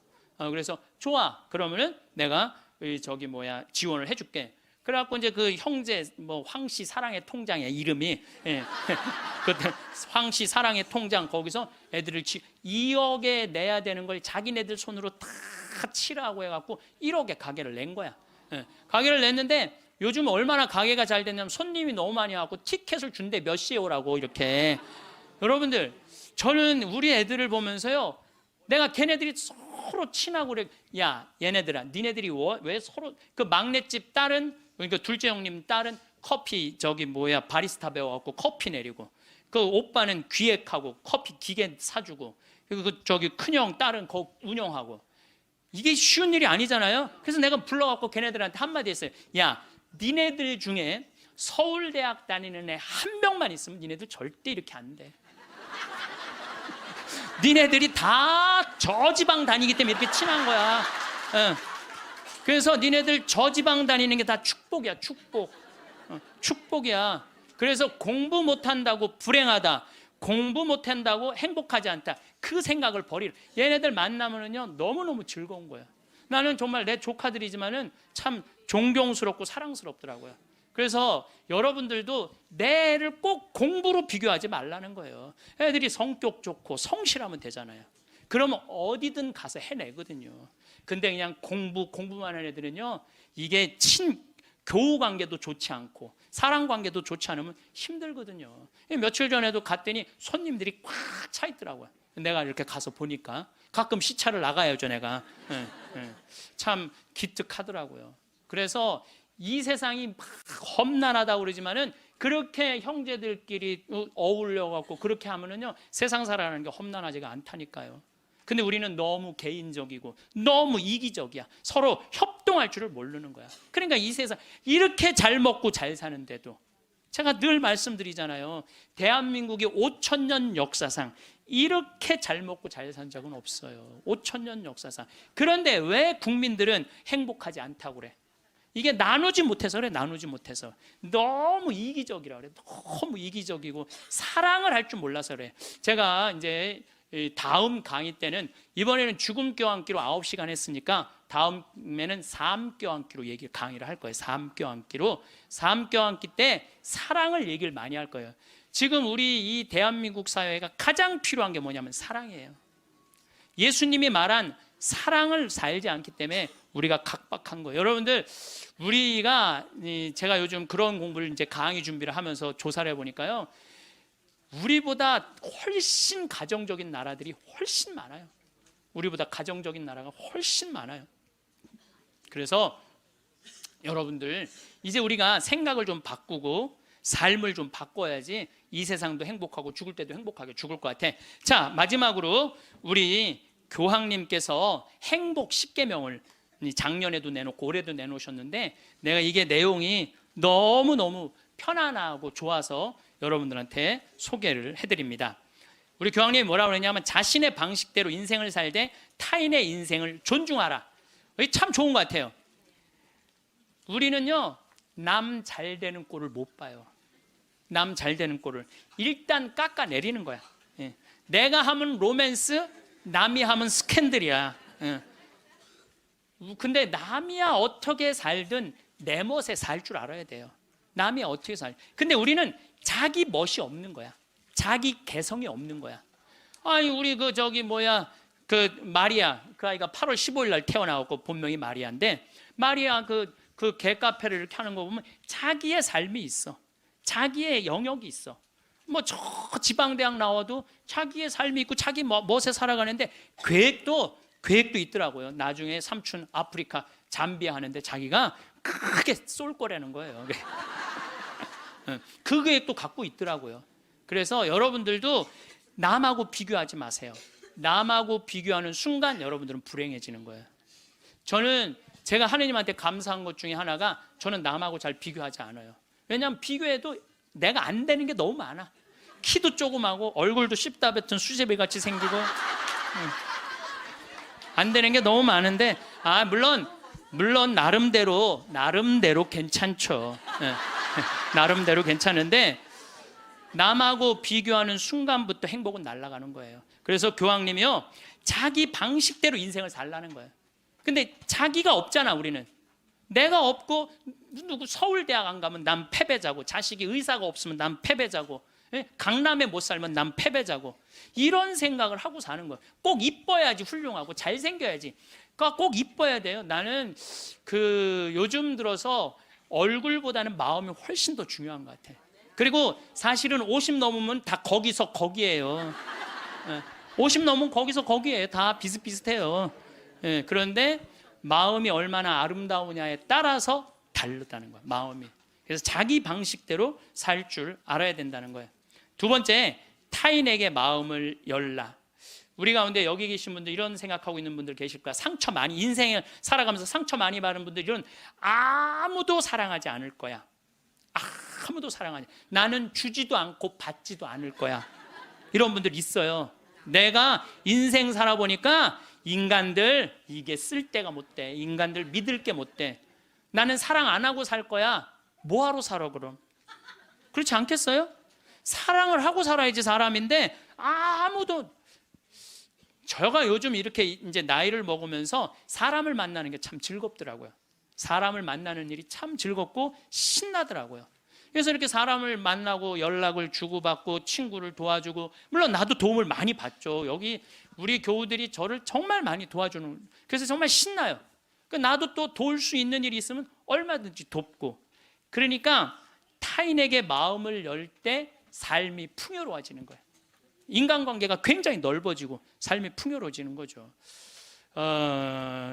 다른 사람들에게 마음 열고 친절하게 대해야 된다는 거예요. 아까 제가 이 명동에서 이제 밥 먹고 들어오면서 문을 열어줬는데 한 20명 정도가 내가 문 열어주니까 계속 그냥 들어오더라고요.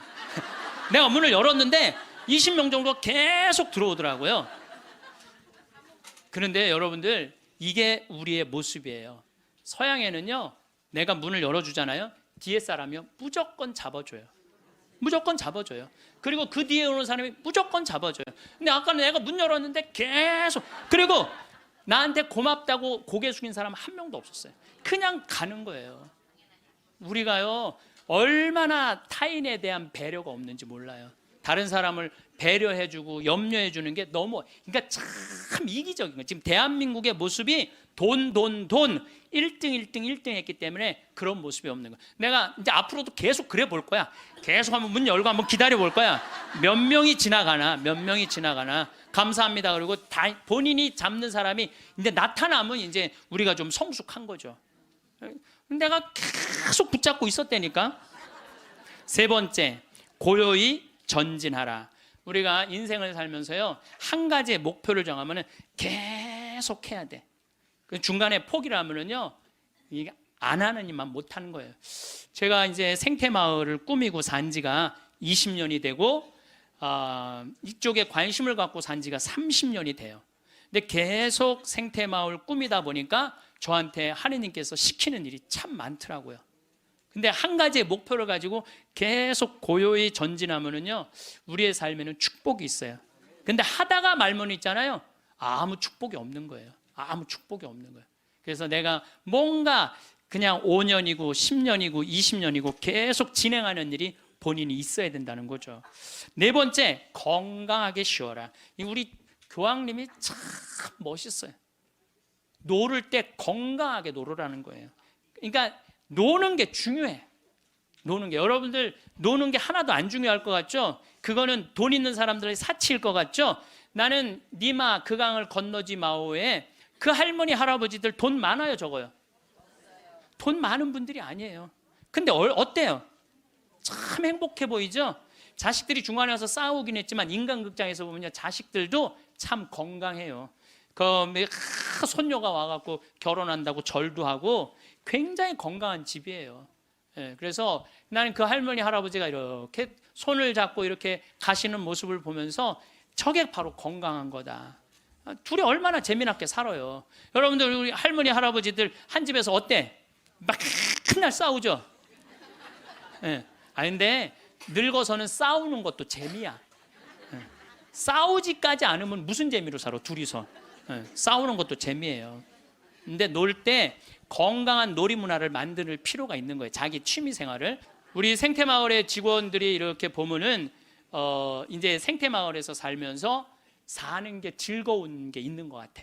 그래서 건강하게 노는 법을 배우는 것 같아. 건강하게 노는 법을. 그래서 이번 9월 15일부터 9월 30일까지는 미국 횡단 여행 간다니까, 우리 직원들이 15일 동안. 참 좋죠. 식사 시간만이라도 테레비를 끄고 눈을 마주보고 대화를 하면서 밥을 먹으라는 거예요. 교황님 얘기예요. 교황님 얘기, 내 얘기가 아니고. 근데 우리는 식사 때도 그러니까 가족이 아니야. 우리는 한 집에서 그냥 사는 거지. 식구가 아니라니까요. 식구가. 다섯 번째, 일요일은 가족과 함께 보내라. 여러분들 인생 살아가다 보면 나이를 먹으면 먹을수록 가족밖에 없다는 생각 참 많이. 물론 친구도, 벗도 중요하지만은 가족이 참 소중한 거예요. 그래서 근데 우리나라는 가족을 위해서 산다며 가족을 한 번도 안 만나는 아빠들이 너무 많아요. 30살에서부터 50살 때까지 가족을 산다면서 가족을 만나지 않아. 일요일 날 가족하고 함께 영화를 보러 가고 함께 운동을 하러 다니고. 어제 잠깐 보니까 스웨덴에서 아빠들이 이제 이 휴일을 평일 날 해요. 그래갖고 이제 월요일 날 오전에만 근무하는 거야. 그리고 애들하고 노는 거야. 그게 너무 잘 돼 있어요. 근데 뭐 비단 그것뿐만 아니라 제가 가서 내 눈으로 봐도 너무너무 잘하는 거예요. 근데 우리는 성당 활동도 엄마 아빠 아들 딸 다 하는데 보면은 집에 오면 서로 말을 안 하잖아. 성당 얘기도 안 하고 하느님 얘기도 안 하고 대화할 줄 모르는 거죠. 여섯 번째, 젊은 세대에 품위 있는 일자리를 만들어줄 혁신적인 방법을 찾아라. 이 교황님 말씀이에요. 젊은이들이 일을 해야 되거든요. 우리나라의 또 심각한 문제 중에 하나가 젊은이들이 일거리가 없는 거야. 일거리가. 그리고 젊은이들이 노동의 소중함을 몰라요. 저는 요즘 꿈꾸고 있는 게 하나 있어요. 뭐를 꿈꾸느냐면은 이제 대한민국 여기서 일 안 해도 돼요. 내가 이제 이번 1월 30일 날 잠비아에 가거든요. 근데 무프리나 지역의 시장을 만나기로 했어요. 시장을 만나서 얘기를 하려고 그래요. 땅을 좀 달라고. 거긴 땅을 잘 줘요. 땅이 우리나라보다 7배 넓거든. 근데 다 평지야. 근데 비도 많이 오시고 땅도 옥토예요. 근데 그걸 할 줄을 모르는 거예요. 참 대한민국은요 1953년 여기서 잠비아가 그때 우리보다 잘 살았어. 근데 60년이 지났는데 잠비아는 하나도 발전하지 않고 우리는 이렇게 발전한 거예요. 기적을 일으키긴 했죠. 그래서 이제 거기다 땅을 사놓고 내가 하고 싶은 건 뭐냐면은 우리나라 노숙자들 괜찮은 사람인데 노숙자 된 사람들 많아요. 예. 그래 그 사람들 노숙시설 운영해갖고 거기서 재활 훈련을 해서 이제 더 이상 돈에 대한 욕심 부리지 말고 한번 아프리카에 가서 농사도 좀 멋있게 짓고 젊은이들도 마찬가지야. 돈 벌을 필요 뭐 있어? 먹고 그냥 살면 되지. 꼭 돈을 벌어야 돼. 그래도 나는 최소한 200만 원은 주니까 최소한 200만 원은 주니까 예. 그럼 아프리카에 가갖고 여기서 기술 좀 배우고 지금 한 1000만 평 달라고를 판이거든요. 예. 이번에 가서 그럼 1000만 평이면 포크레인도 다 보내놨고 트랙터도 이번엔 불도저를 살라고 그래. 불도저 사갖고 지금 수녀님이 옥수수가 올라오는데 너무너무 신난다는 거예요. 옥수수가 올라오는데 그럼 거기 내가 좀 보내려고 생각하고 있어요. 이번에 이제 마침 대사도 거기에 이제 대사관이 없었는데 잠비아에서 대사가 오면 우리도 대사를 보내야 된대요. 대사관도 이제 생기고 아주 뭐 하여튼 신나는 일이에요. 근데 어떤 분들이 이런 얘기를 해요. 신부님 한국 사람들도 지금 굶는 사람들이 많은데 뭐하러 아프리카까지 좁느냐고 내가 이런 분들한테 오늘 공식적으로 말합니다. 그래서 우리가 전쟁 끝나서 우리끼리 일어나서 이렇게 잘 먹고 잘 삽니까? 우리가요 미국에서 보내준 옥수수, 밀가루, 옷 가지고 살아난 거예요. 그게 이기적이라는 거예요. 우리는 그렇게 못 먹고 못 살 때 그렇게 원조받아서 이렇게 일어섰는데 이제는 누가 할 차례야? 우리가 할 차례예요. 우리가 한국 사람들도 도와줘야 되지만은 지금 우리보다 엄청 못 사는 사람들 많아요. 이거 대한민국 사람들이 도우러 나갈 때 대한민국이 건강해요. 우리끼리만 잘 먹고 살자 그러면 대한민국 건강하지 않아요. 그래서 지금 다른 나라에 지금 수많은 지금 한국 사람들이 도우러 나가고 있거든요. 그게 또 국격을 높이는 일이야. 예, 국격을 높이는 일이에요. 여러분들 대한민국 나가면요 잘 먹고 잘 사는데 그만큼 존경을 못 받아요. 왜냐하면 나누지 않기 때문에 그래요. 그래서 우리 교회가 저는 그런 일을 해야 된다고 생각하고 그 젊은이들이 제가 지난 그 봉사자들 데리고 가서 해고 왔는데 애들이요 정말 너무너무 행복해 하더라고요. 20명들이. 그래서 여러분들도 젊은이들한테 여러분들은 뭐 할 일은 아니겠지만 우리 기업하는 사람들 정치하는 사람들이 젊은이들이 일할 수 있는 여러분들도 책임 있네. 애들 그냥 책상에서만 그냥 공부시키는 게 애들이 일을 안 하지. 예. 그래서 좀 운동도 좀 하고 이런 사회 문화가 됐으면 좋겠어요. 7번째 자연을 존중하고 돌보라. 교황님이 환경 중요하게 여긴 거죠. 자 여러분들 이번에 지금 바다가요 어느 때보다도 뜨겁대요. 겨울 바다가. 이게 이제 뭘로 나오느냐면 엘니뇨라는 걸로 나오게 돼 있어요. 지금 겨울에는 바다가 식어져야 돼. 그래갖고 한 4도, 3도까지 내려가야 돼. 근데 지금 겨울바다가 만약에 20도, 25도가 올라가잖아요. 그럼 여름에 35도, 37도까지 올라가요. 그렇게 되면은 태풍, 슈퍼 태풍 이런 게 온다는 거예요. 근데 그거 올 가능성이 굉장히 많다는 거예요. 그리고 지난 11월은 역사상 가장 더운 11월이었대요. 근데 여러분들 잘 모르죠. 이게 지금 어떻게 이렇게 돌아가는지 저렇게 돌아가는지. 우리가 자연을 사랑할 때 자연도 나를 사랑해줘요. 우리가 자연을 괴롭힐 때 자연도 나를 괴롭히게 돼 있어요. 8번째, 부정적인 생각에서 벗어나라. 다른 사람을 험담하는 것은 자존감이 낮다는 거예요. 이 교황님이 참 말씀 잘하셨어요. 다른 사람 험담하는 사람 중에 인격 훌륭한 사람 봤어요, 여러분들? 다른 사람 막 욕하는 사람들 인격 훌륭한 사람 없어요. 그러니까 남을 칭찬하는 사람이 인격이 올라가는 거예요. 여러분들 바다가 우리 강물이 바다로 내려가죠. 예, 바다로 내려가면은 겸손한 사람이 아래로 내려가는 거예요. 근데 바다로 내려가면은 바닷물이 참 넓죠. 겸손한 사람이 마음이 넓은 거예요. 겸손한 사람이 마음이 바다 같은 거예요. 그래서 내가 이렇게 종재기 같은 가슴으로 이 사람도 욕하고 저 사람도 욕하고 매 입만 열면 남 욕하는 사람, 이 사람은 마음에 기쁨이 없는 사람이야. 그래서 이렇게 있으면 막 누구는 어떻고 막 참 많이 들려요. 저는 그 안에 다 묻어요. 그냥 묻고 내가 할 수 있는 한 좋은 말을 하려고 노력을 해요. 그런데 나 옛날에 주교님 욕 참 많이 한 사람이에요.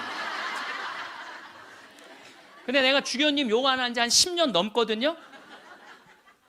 주교님들이 얼마나 힘들게 그 사목 목자 역할을 하는지 이해를 하기 시작을 했어요. 근데 신부들은 다 주교님 욕해요. 근데 주교님 욕 안 한 지 10년 지났는데 내가 언제부터 마음이 평화가 왔나? 주교님 욕 안 하면서부터 마음에 평화가 왔어. 주교님 욕 안 하면서부터. 여러분들, 남을 험담하는 건요 결코 잘난 일이 아니에요. 아홉 번째, 타인을 개종하려 하지 말고, 이게 정말 내 마음에 드는 거야. 타인을 개종하려 하지 말고 다른 이의 신앙을 존중하라. 교황님이 하신 말씀이에요. 우리는 대화를 통해 함께 성장한다는 걸 보여줌으로써 다른 이에게 영감을 줄. 그러니까 개종시키려고 그러지 말고 내가 잘 살아서 그 사람이 영감을 받아서 찾아오게는 해도 억지로 개종시키지 말라는 거예요. 여러분들 잘 믿는 사람 굳이 천주교로 끌고 올 필요 없다는 거예요. 잘 믿고 잘 사는 사람 그 종교 무시해가면서 이건 내 얘기가 아니야. 교황님 얘기야. 근데 나는 그전에도 이 얘기를 참 많이 했어요. 그래서 욕을 참 많이 먹어서 종교 다원주의라고 막 욕하는 사람들도 있어요. 근데 여러분들 그게 아니에요. 신앙은요 소신이야. 자기 소신. 그거 소신을 꺾는다는 건 목숨하고도 바꾸는 일이에요. 그러니까 저 이슬람이 저렇게 그냥 맨날 폭탄 터뜨리고 그러는 거죠. 나는 걔네들 개종시킬 생각 하나도 없어요.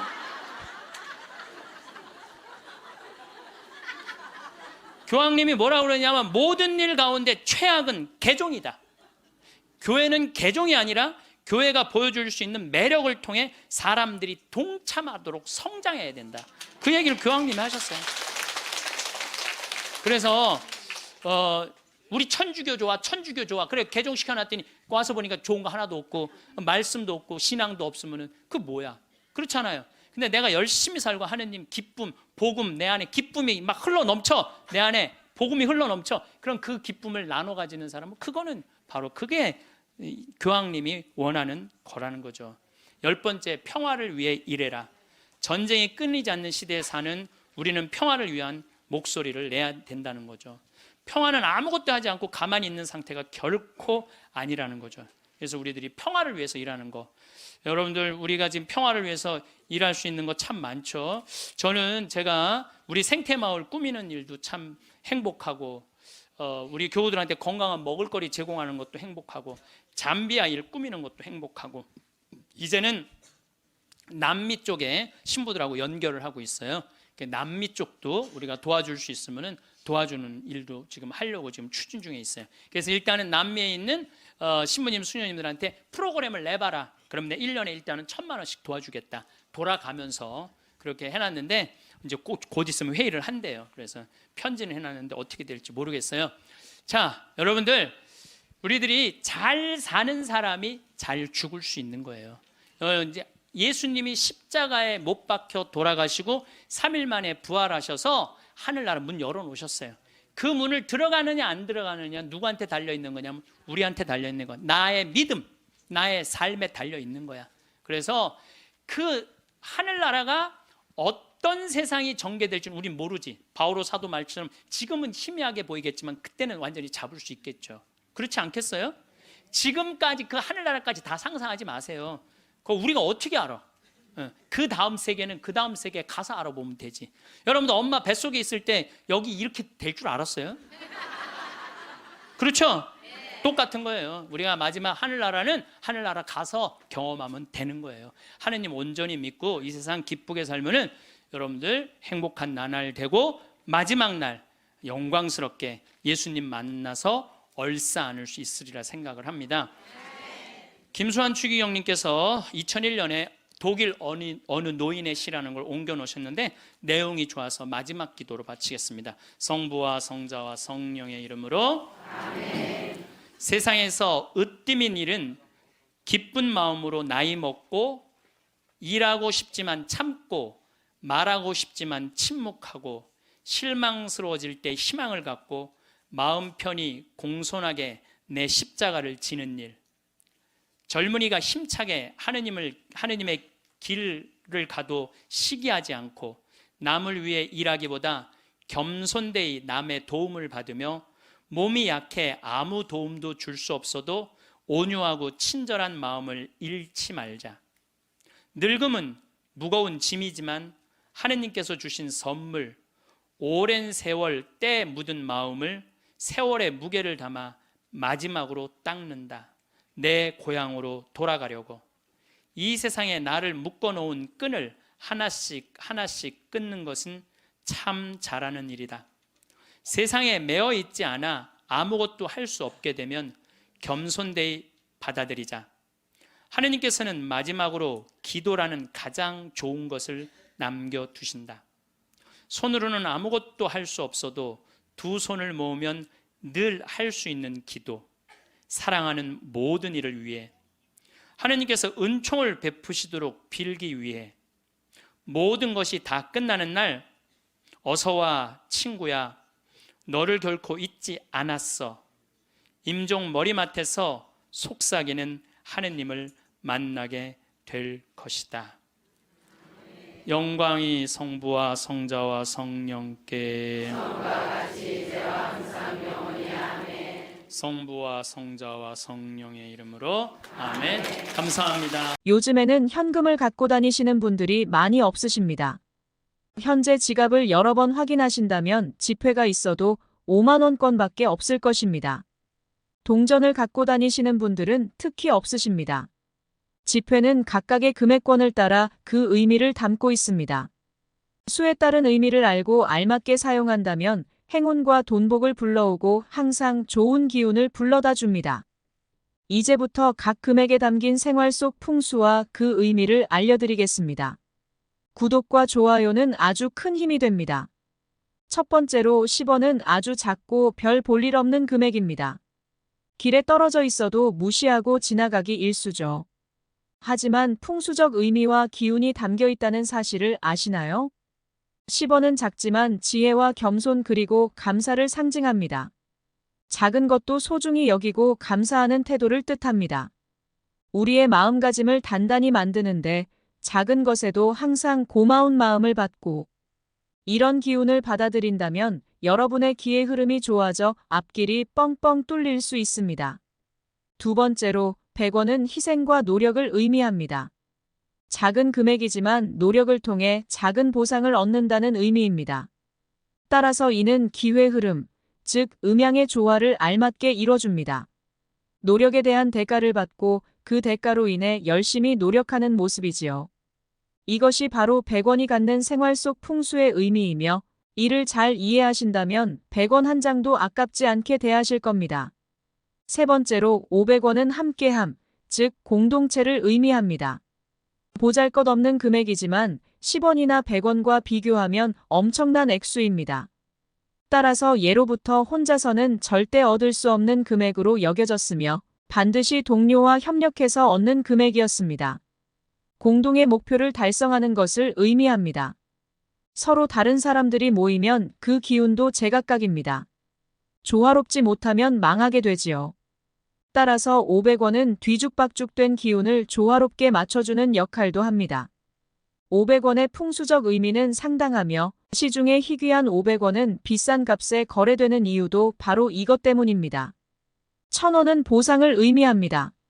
노력을 통해 얻는 보상을 의미하고 아무나 쉽게 가질 수 없는 가치 있는, 일에 열심히 노력하면 누구나 얻을 수 있는 금액입니다.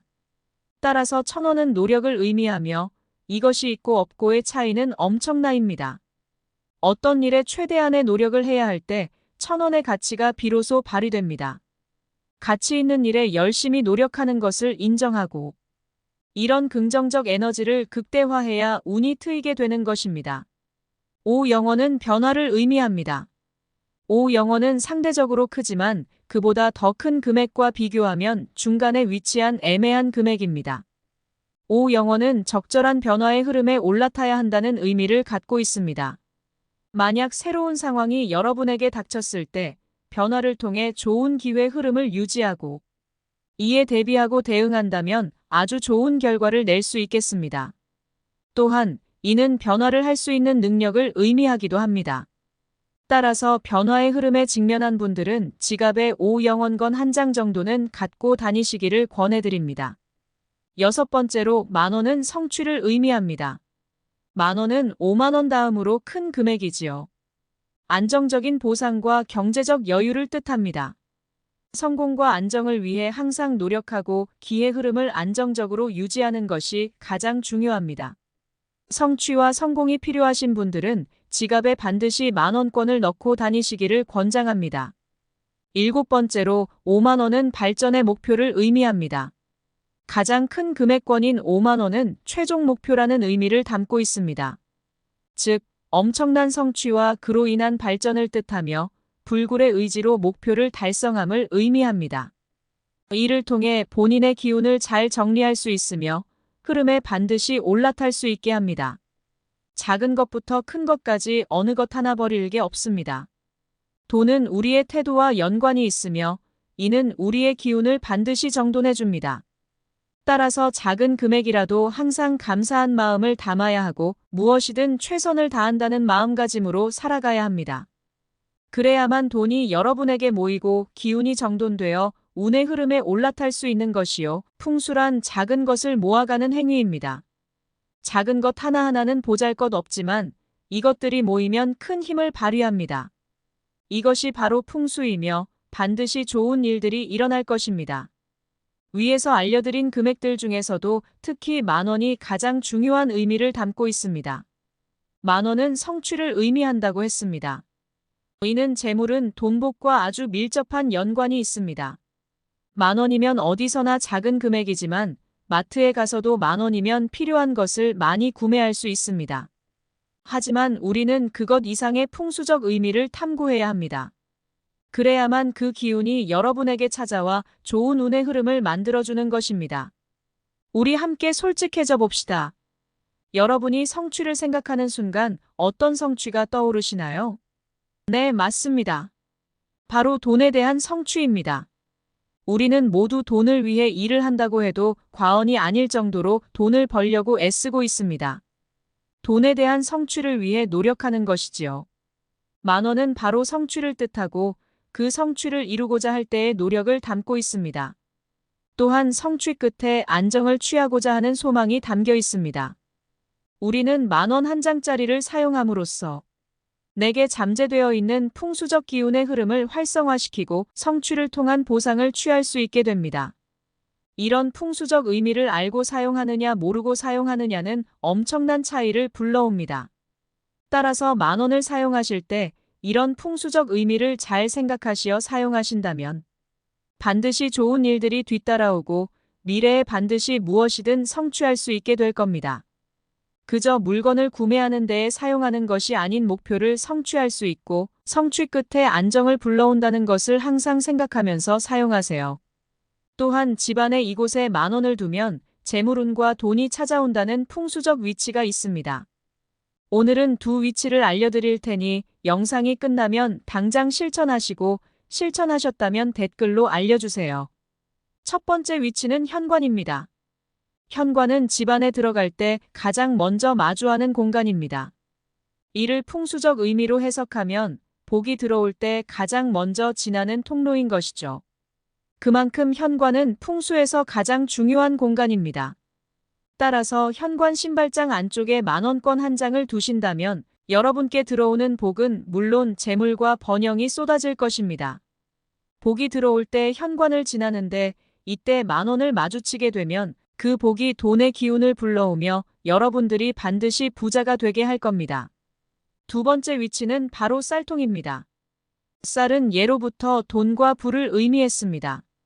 우리 선조들은 쌀을 화폐로 이용할 만큼 아주 귀하게 여겼는데 돈을 의미하는 쌀이 담긴 쌀통에 만원권 한 장을 붙이신다면 재물을 성취하는 데 엄청난 도움이 될 것입니다. 이때 주의하셔야 할 점은 쌀통의 옆면에 붙이셔야 효과가 크다는 것입니다. 안쪽이나 바깥쪽은 크게 상관이 없고 정성을 들이겠다 하시는 분들은 고급한지 봉투에 만원을 담아 붙이신다면 효과가 갑절이 될 것입니다. 돈을 불러오는 마음가짐을 알려드리겠습니다. 이것들만 잘 명심하시면 살아가신다면 돈과 친해질 수 있고 그만큼 부를 이룩하는데 큰 힘이 될 것입니다. 첫째로 매사에 감사하세요. 둘째로 항상 긍정적인 마음가짐을 유지하세요. 셋째로 이타적인 마음씨로 살아가세요. 넷째로 돈을 따라가지 않아야 돈이 모입니다. 다섯째로 돈을 인격체로 대하세요. 어떠셨나요? 여러분, 유익한 시간이었나요? 오늘 알려드린 지폐의 풍수적 의미와 돈을 불러오는 장소 2가지만 잘 기억하셔도 평생 돈 걱정 없이 잘 살 수 있을 것입니다.